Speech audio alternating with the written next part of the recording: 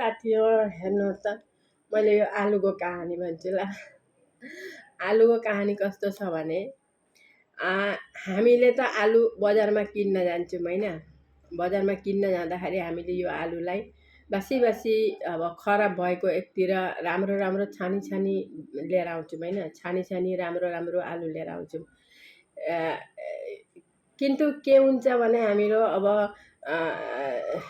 जब आलु लिएर आउँछौँ त हामीले घरमा खानको लागि सब्जी खानको तरकारी खानको लागि त बासी बासी लिएर आउँछौँ नि। नसिबमा भए पर तिनै आलु पोचेका आलु त्यस्तै आलुमा हाम्रो हामीले जहाँ पुच्का खान्छौँ पानीपुरी खान्छौँ वहाँ त्यही आफ्नै नसिबमा मिल्छ के आलु। त्यही भएर भन्छन् नि नसिबमा भएको जताबाट पनि आफ्नो नसिबमा हुन्छ अरे। त्यो पानीपुरी चाहिँ हामीले कति चाउले खान्छौँ होइन।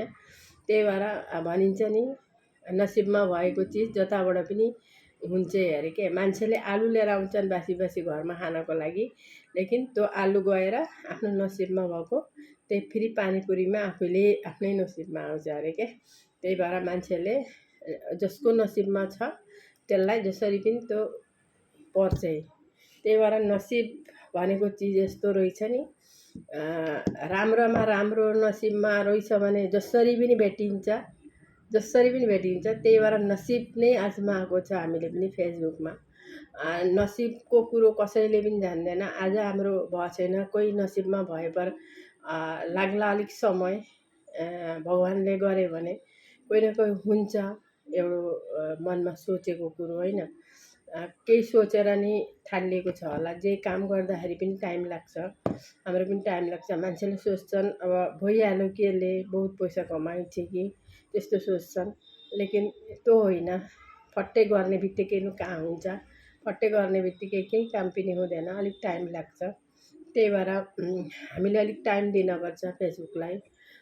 फेसबुकले हामीलाई पनि अब हामीले ओरिजिनल भिडियो बनाएकी छौँ, कोही यहाँ म्युजिक छैन, कोही केही छैन। अब म्युजिकवाला पहिले बनाइएको थियो फोटोहरूमा सबै डिलिट गर्न परेको छ। फोटोहरूमा म्युजिक लगाइएको थियो, भिडियोमा म्युजिक लगाइएको थियो, सबै अहिले हेरी हेरी सबै डिलिट गर्न परेको छ। त्यही भएर भ्युज चाहिँ मैले पुरै कमेको छ कि, एङ्गेजमेन्ट मेरो पुरै कमेको छ, रेड देखाएको छ। फलोवर्स त मेरो ठिकै छ, मैले पनि फलो गरेकी छु। सबैले मलाई फलो गरेका छन्।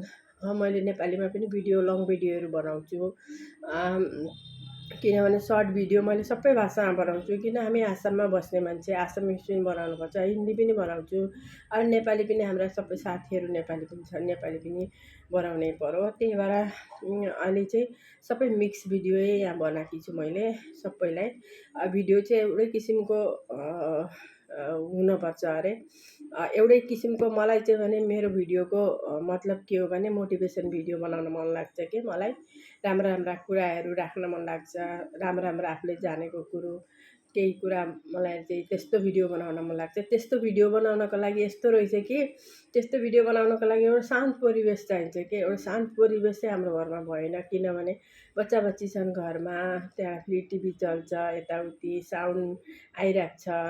समय पनि एउटा एकान्त मन चाहिन्छ, मनमा कुराहरू दिमागमा कुराहरू आउनको लागि पनि एकान्त चाहिने रहेछ। त्यही भएर मेरो चाहिँ अलिकति मिलेको छैन। त्यही भएर त्यही पनि मैले बनाइराखेकी छु, गइराखेकी छु। अब हेरौँ कस्तो हुन्छ। उपरवालाले साथ दिए भने, हजुरहरूले साथ दिनुभयो भने एक दिन न एक दिन सायद होला अब भन्ने आशा गर्छु मैले। त्यही भएर हजुरहरूले पनि मलाई हेरिदिनु होला यसो भन्ने आशा राख्छु।